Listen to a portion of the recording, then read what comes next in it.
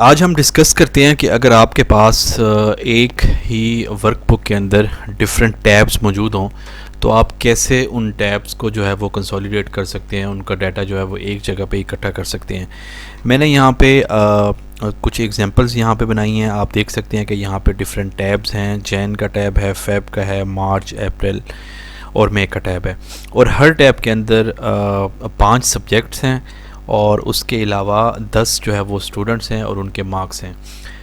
अब सपोज़ करें कि मेरे पास यहाँ पे अगर आप एक छोटी सी चीज़ देखें तो यहाँ पे मैंने कुछ टैब्स में अरेंजमेंट भी चेंज कर दिए हैं। जैसे अगर यहाँ पे 1 से लेके 10 तक सीक्वेंस से स्टूडेंट्स आ रहे हैं और अगर मैं सब्जेक्ट्स में जाऊँ तो यहाँ पे 1 से 5 तक सीक्वेंस में आ रहे हैं, तो मैंने यहाँ पे आके मई के अंदर 5 से 1 सब्जेक्ट कर दिया है। तो ये सिर्फ इसलिए किया है कि इर्रिस्पेक्टिव ऑफ कि आपका जो डाटा है वो अगर कहीं पे आगे पीछे पे आप उसे मूव कर देते हैं तो उसे कोई फ़र्क नहीं पड़ेगा जब हम उसे कंसोलिडेट करेंगे। तो चलिए इसे कंसोलिडेट करते हैं। मैंने एक अलग कंसोलिडेशन का टैब यहाँ पे बना दिया। अब इस तमाम डाटा को एक जगह पे कंसोलिडेट करने के लिए मैं क्या करूँगा कि मैं डाटा पे जाऊँगा और यहाँ पे कंसोलिडेट में जाऊँगा। इसको ओपन करूँगा तो यहाँ पे मेरे पास डिफरेंट ऑप्शन है।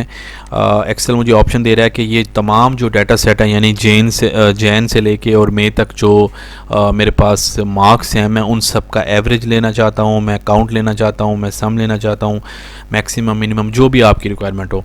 तो फॉर द टाइम बिंग मैं सम जो है वो सिलेक्ट कर लेता हूँ और अब रेफरेंस के लिए मैं यहाँ पे जैन में जाता हूँ और यहाँ पे मैं पूरा वो जो मेरा टेबल है जिसको मैं कंसोलिडेट करना चाह रहा हूँ मैं उसको सिलेक्ट करके यहाँ पे ऐड कर देता हूँ।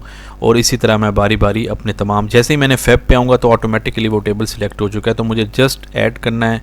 मार्च में आऊँगा और यहाँ पे भी ऐड कर दूँगा, इसी तरह अप्रैल में आऊँगा ऐड कर दूँगा और मई में भी इसको ऐड कर दूंगा।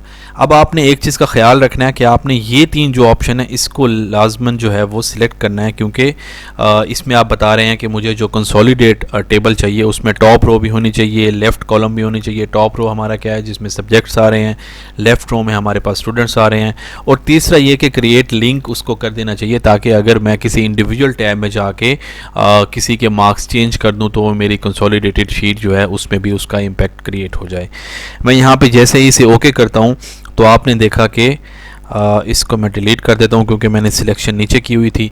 तो आपने देखा कि यहाँ पे तमाम जो स्टूडेंट्स हैं उनके जो 5 सब्जेक्ट्स हैं उनकी कंसोलिडेशन हो चुकी है।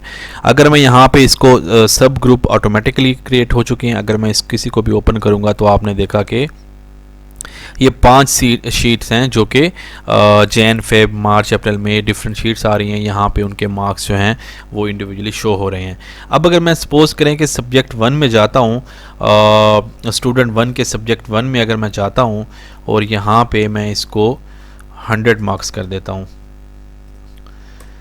सब्जेक्ट 1 के स्टूडेंट 1 के जैन में मैंने 100 मार्क्स कर दिए और जैसे ही मैं यहाँ पे आया तो आपने देखा कि सब्जेक्ट 1 के जैन के महीने में यहाँ पे 100 मार्क्स हो चुके हैं। तो इस तरह से जो है वो आप अपना जो डाटा है वो इस तरीके से कंसोलिडेट कर सकते हैं। उसके बाद हम डिस्कस करते हैं कि अगर मेरे पास डाटा मौजूद है, लाइक अगर मैं यहाँ पे आऊँ तो आप देख सकते हैं कि ये डाटा का एक फ़ोल्डर है जिसके अंदर 2015 से लेके और मंथ वाइज मेरे पास डाटा है 2015 से लेके 2018 तक का। 15, 16, 17, 18 4 साल का डाटा है और हर साल के अंदर डिफरेंट मंथ्स आप देख रहे हैं। ये जनवरी 2015 का डाटा है, ये फेब का 15 का डाटा है, ये मार्च और इसी तरह से दिसंबर 2015 और उसके बाद जैन 2016। तो यानी कि मेरे पास 4 सालों का डाटा है और हर मंथ की अलग मेरे पास शीट मौजूद है। अब अगर मैं ये चाह रहा हूँ कि मैं इन सब का एक ही पिवट टेबल बना दूँ जिसके अंदर 4 साल आ जाएं और ये तमाम डाटा जो है वो एक ही जगह इकट्ठा हो जाए और वहाँ से मुझे पिवट टेबल बनाने में आसानी हो, तो उसके लिए मैं क्या करूँगा? उसके लिए मैं ये करूँगा कि मैंने ये अलग से एक फ़ाइल बना दी है मल्टीपल शीट के नाम से। इसी पर्पज़ के लिए आप भी एक अलग फ़ाइल अपने पास कोई भी ओपन कर लें। यहाँ पे मैं डाटा में जाऊँगा और न्यू क्वेरी में जाऊंगा और उसके बाद फ्रॉम फाइल पे जाऊंगा और फ्रॉम फोल्डर पे जाके मैं उसको उस फोल्डर का लिंक दे दूंगा जिसके अंदर मेरा तमाम डाटा मौजूद है। मैंने यहाँ पे ब्राउज़ किया, कंसोलिडेशन में गया, ये डाटा का मैंने इसको पाथ बता दिया और यहाँ से मैं ओके कर दूंगा। अब जैसे ही मैं ओके करूँगा तो आपने देखा ये मुझे तमाम जो मेरी फाइल्स हैं उनका यहाँ पे प्रीव्यू आ चुका है।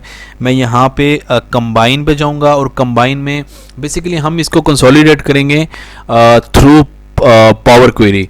अब पावर क्वेरी एक बहुत ही अपने अंदर एक डिटेल में जो है वो डिस्कस करने वाली चीज़ है, जिससे आप अपना डाटा फॉर्मेट क्लीनिंग जो है वो कर सकते हैं, कंसोलिडेशन कर सकते हैं। इस पर्टिकुलर जो अभी हम डिस्कस कर रहे हैं, अभी हम सिर्फ ये डिस्कस करेंगे कि हम डिफरेंट डाटा को कंसोलिडेट कैसे कर सकते हैं। अभी आप यहाँ पे कंबाइन के साथ छोटा सा जो डाउनवर्ड एरो आपके पास आ रहा है, आप इसको ओपन करेंगे तो यहाँ पे मल्टीपल ऑप्शन आपके पास आ जाएंगे।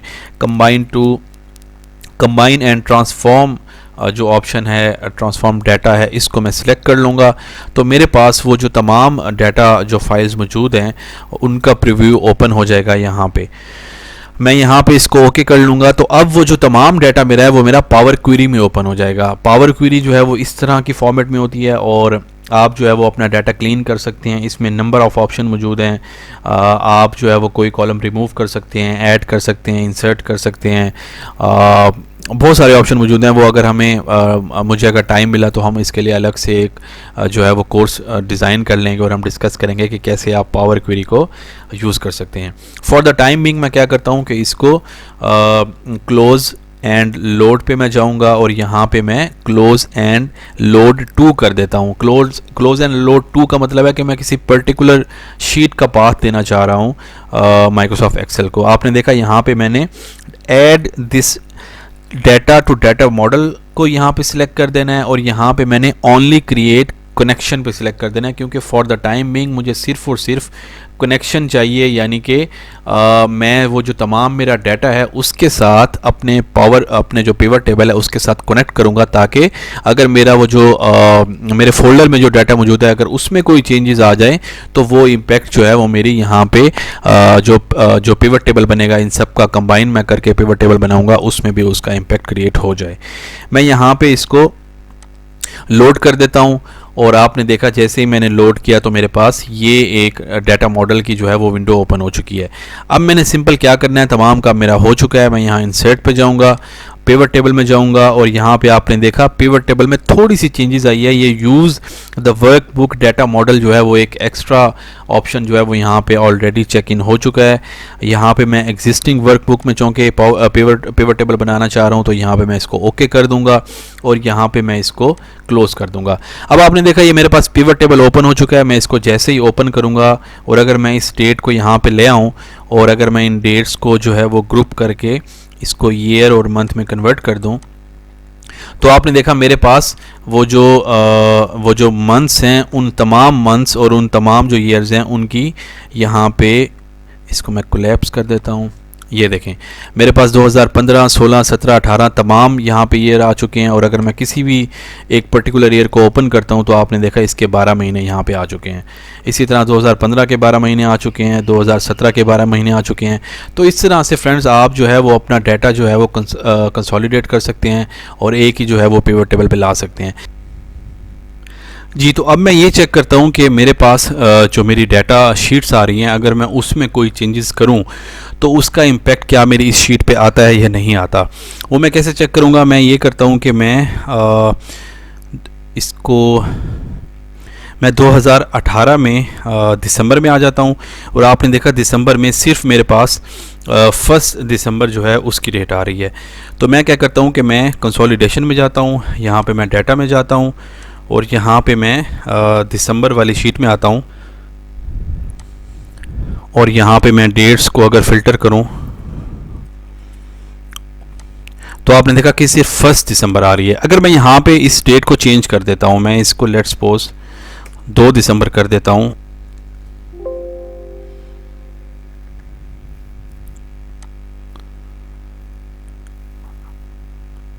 और उसके बाद मैं यहाँ पे आता हूँ और अपने पिवट टेबल को अगर रिफ़्रेश करता हूँ तो आपने देखा कि यहाँ पे 2 दिसंबर भी मेरे पास अपडेट हो चुकी है। तो इस तरह से डेर आप अपने जो है अगर आपके पास मल्टीपल शीट्स हैं तो आप उनको इस तरीके से कंसोलिडेट कर सकते हैं।